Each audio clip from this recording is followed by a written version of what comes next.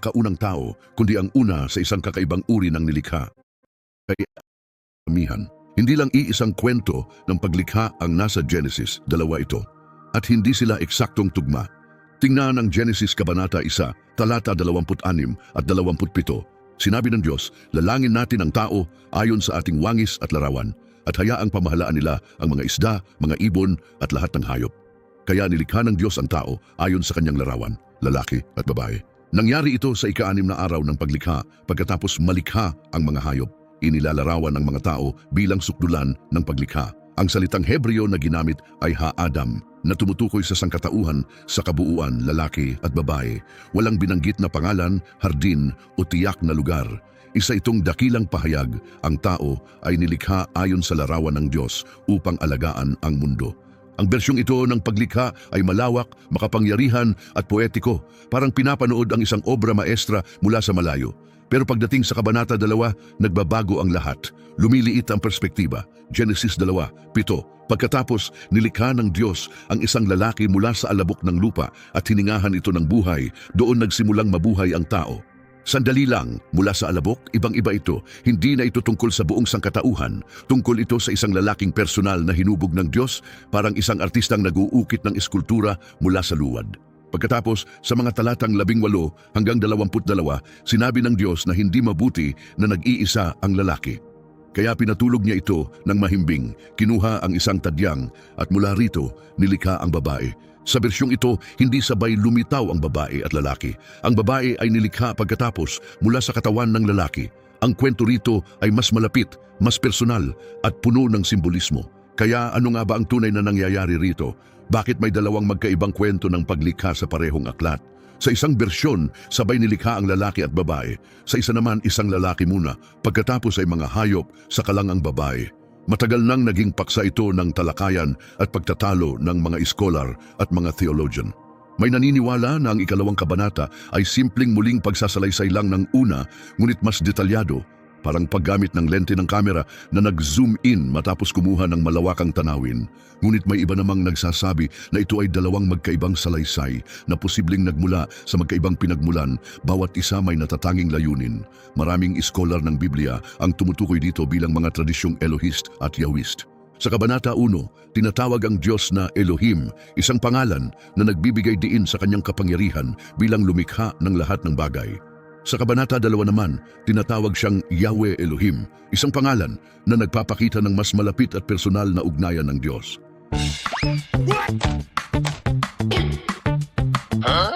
Are these repair wrenches? Isang pangalan na nagpapakita ng mas malapit at personal na ugnayan ng Diyos. Maaaring ba na ang paggamit ng magkakaibang pangalan ay nagpapahiwatig ng iba't ibang antas ng pakikipag-ugnayan ng Diyos? Pero narito ang mas mahalagang tanong, magkasalungat ba ang dalawang kwento o nagpapalalim lang ng pagkaunawa sa isa't isa? May mga nagsasabi na ang Kabanata 1 ay tumutukoy sa paglikha ng buong sangkatauhan, habang ang Kabanata 2 ay nakatuon sa isang lalaki, si Adan, na pinili, inilagay sa isang natatanging hardin at binigyan ng isang banal na tungkulin. Maaring ituring ang Kabanata 1 bilang paliwanag kung kailan at paano nilikha ang sangkatauhan at ang Kabanata 2 bilang paliwanag kung bakit. At may isang kapansin-pansing detalye sa Genesis 2. 5, bago pa man malikha si Adan, sinasabi doon na wala pang mga palumpong o pananim dahil hindi pa nagpapadala ng ulan ang Diyos at wala pang taong mag-aalaga sa lupa. Wala pang taong mag-aalaga sa lupa. Maaaring ibig sabihin nito ay nilikha si Adan hindi lang bilang isang tao, kundi dahil may kailangang gumanap sa isang partikular na gawain. Ipinapahiwatig nito na si Adan ay hindi lamang basta unang tao, kundi unang taong may tungkulin, isang layunin, isang tagapangalaga, parang isang pari, isang taong dala-dala ang wangis ng Diyos na may banal na misyon. At dito papasok ang isang makapangyarihang tanong, si Adan ba talaga ang pinakaunang tao? O siya ba ang unang taong may banal na tipan, itinangi sa isang sagradong hardin at binigyan ng misyong makaaapekto sa buong sangkatauhan? Dalawang kwento ng paglikha, magkaibang estilo, isang malalim na hiwaga. At ngayon, mas lalo pang nakaaakit ang tanong, Kung nilikha na ang sangkatauhan sa Kabanata 1 at inilagay si Adan sa Eden, pagkatapos noon, sino ang mga taong nasa labas ng hardin? Manatili ka. Ang susunod ay maaaring ganap na magbago ng paraan ng pagbasa mo sa Genesis. Balikan natin ang Kabanata 2, talata 5, isang tahimik na talata na madalas nalalampasan pero puno ng kahulugan. Genesis 2:5, walang tao upang magtrabaho sa lupa. Sa puntong ito ng kwento, nakaayos na ang mundo. May tubig, may lupa, ngunit may kulang pa. Hindi lang basta tao, kundi isang taong may tiyak na layunin. Ang salitang Hebreo na ginamit ay Adam. Maaring tumukoy ito sa isang tao sa pangkalahatan, isang lalaki o mismong si Adan. Pero pansinin mo ito, hindi sinasabi ng talata na walang ibang tao. Ang sabi, wala pang taong gagawa sa lupa. Ibig sabihin, hindi nilikha si Adan dahil lang kulang ang tao, nilikha siya para sa isang gawain. At ang tungkulin ni Adan ay hindi lang basta pagsasaka. Ang salitang Hebreo na isinalin bilang magtrabaho ay avad o abad, na maaari ring mangahulugang maglingkod o maglingkod sa espiritual na paraan. Ibig sabihin, hindi lang ito tumutukoy sa pisikal na paggawa, maaari rin itong mangahulugang espiritual na paglilingkod, tulad ng ginagawa ng isang pari sa isang banal na lugar. Ngayon, tingnan natin ang Genesis 2:15. Sinasabi roon na inilagay ng Diyos ang tao sa halamanan ng Eden upang paglingkuran ito at pangalagaan. Tingnan natin ng mas malapitan ang dalawang pandiwa. Ang paglingkuran ay mula muli sa avad, maglingkod. Ang pangalagaan ay mula sa shamar, isang salitang Hebreo na nangangahulugang bantayan, ingatan o panatilihin. Ang dalawang salitang ito, avad at shamar, ay ginagamit din sa ibang bahagi ng Biblia upang ilarawan ang gawain ng mga pari sa tabernakulo. Halimbawa, sa mga bilang 3, 7 hanggang 8 at 8, 26, inilarawan ang mga pari bilang naglilingkod at nagbabantay sa sagradong dako. Kaya't ito ay hindi ordinaryong trabaho, ito ay gawaing pangpari, gawaing pansangtuaryo. Ipinapakita nito ang isang makapangyarihang katotohanan. Ang Eden ay hindi lamang isang hardin, ito ay isang banal na lugar tulad ng templo, isang santuaryo. At si Adan, hindi lang siya tagapag-alaga ng mga halaman, isa siyang espiritual na pinuno. Isang pari na itinalaga upang maglingkod sa Diyos, upang bantayan ang sagradong lupaing iyon at upang katawanin ang presensya ng Diyos sa lupa. Sa madaling salita, hindi nilikha si Adan para lang mabuhay. Nilikha siya para sa isang banal na layunin. Inanyayahan siyang makipagtipan sa Diyos sa isang sagradong lugar. Kaya hindi inilalarawan ng Genesis Kabanata 2 ang paglikha ng buong sangkatauhan. Inilalarawan nito ang pagtawag sa isang piniling tao, isang binigyan ng espiritual na autoridad. Kaya si Adan ba ang unang tao sa pisikal o biolohikal na kahulugan? Isa itong tanong na patuloy pa ring pinag-uusapan, ngunit mas malinaw ang isang bagay. Si Adan ang unang taong binigyan ng banal na misyon.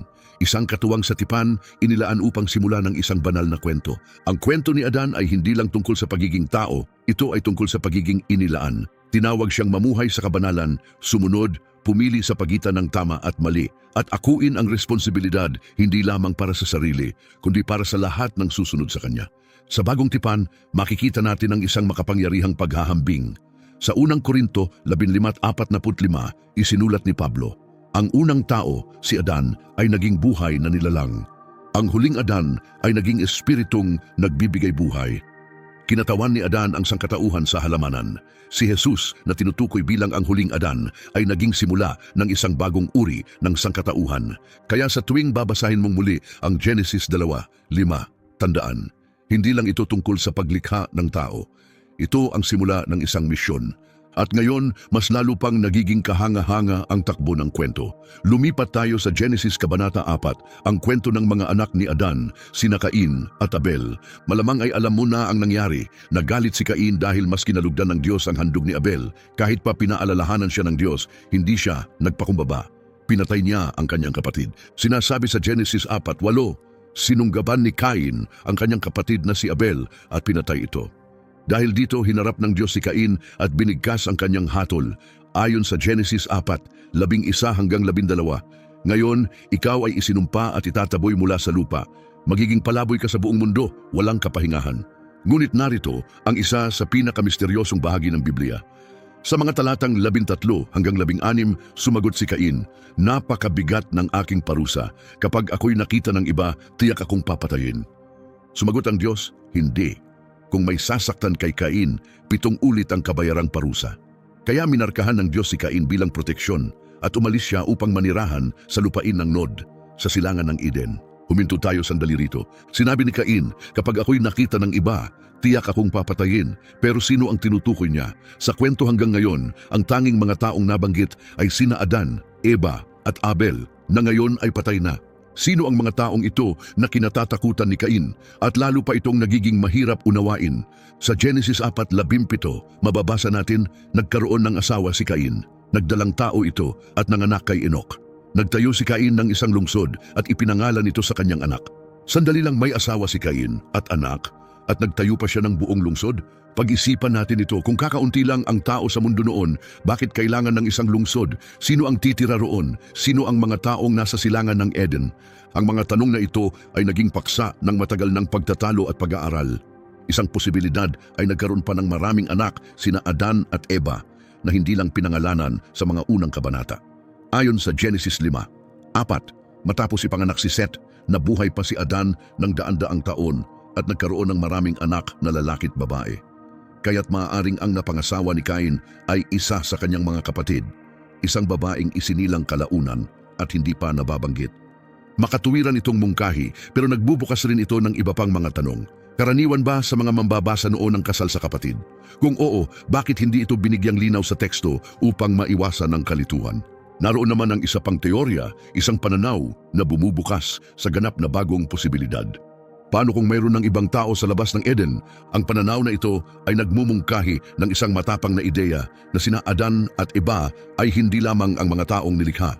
Sa halip, sila ang unang piniling mag-asawa, itinangi at inilagay sa Eden na may natatanging layunin. Samantala, maaaring may iba ng mga taong nabubuhay noon sa ibang bahagi ng mundo. Mga inapo ng paglikha sa Genesis 1, noong nilikha ng Diyos ang tao, lalaki at babae, ayon sa kanyang wangis. Ang paglikha kay Adan kung gayon ay hiwalay, inihiwalay para sa isang banal na layunin sa loob ng Eden. Ibig sabihin, ang mga taong kinatatakutan ni Cain ay hindi na misteryoso. Maaari silang nagmula sa mas malawak na populasyon ng tao. Ang kanyang asawa rin ay maaaring isa sa mga taong nasa labas ng Eden. At ang lungsod na itinayo niya ay maaaring pinananahanan ng mga tao mula sa mas malaking pamayanang ito. Hindi ito bagong ideya. Sa paglipas ng panahon, maraming iskolar at mga relihiyosong nag-iisip, kabilang na ang mga tinig mula sa sinaunang Hudaismo at Kristyanismo, ang nagsaliksik sa teoryang ito ng dalawang paglikha. Sa pananaw na ito, inilalarawan ng Genesis 1 ang paglikha ng sangkatauhan sa kabuuan. Ang Genesis 2 ay nakatuon sa pagtatalaga kay Adan para sa isang natatanging espiritual na tungkulin. Hindi kinakailangang si Adan ang pinakaunang taong nilikha sa pisikal na anyo. Siya ang unang tinawag sa isang tipan, isang kinatawang pinili ng Diyos. Isang pinunong espiritual, hindi lamang ninuno sa dugo. Isipin ang sinasabi sa atin ng Genesis, matapos ang ginawa ni Cain, sinabing iniwan niya ang presensya ng Panginoon. Ipinapahiwatig nito na dati siyang malapit sa Diyos, malamang habang nasa Eden pa siya. Ngunit matapos ang hatol sa kanya, lumipat siya sa isang lugar na tinatawag na Nod, na ang ibig sabihin ay paglilibot, at tila sumapi siya sa isang mundong nasa labas ng hangganan ng Eden. Parang sinasabi ng Biblia sa mahinahong paraan na ang mga nangyari sa Eden ay bahagi lamang ng isang mas malawak na kwento ng sangkatauhan. Isaalang-alang ang sinasabi ni Pablo sa Gawa 17:26. Mula sa isang tao ay nilikha niya ang lahat ng bansa upang tumahan sa buong mundo. May naniniwalang si Adan ang tinutukoy dito. Mayroon namang nagsasabing mas pangkalahatan ang pahayag na ang lahat ng tao ay may iisang pinagmulan nang hindi kinakailangang ipatungkol sa isang individual sa Eden. Anuman ang interpretasyon, ang mahalagang mensahe ay ito. Hindi lang tungkol sa unang pagpatay ang Genesis 4. Binubuksan nito ang bintana patungo sa isang mas malawak na mundo, isang mundo na may mga tao, mga lungsod, tunggalian at ang kakayahan para sa kapwa pagkasira at pagtubos. Ipinapakita nito na pinili ng Diyos na kumilos sa pamamagitan ng isang tiyak na linya mula kay Adan, patungo kay Seth hanggang kay Noe at sa huli kay Jesus.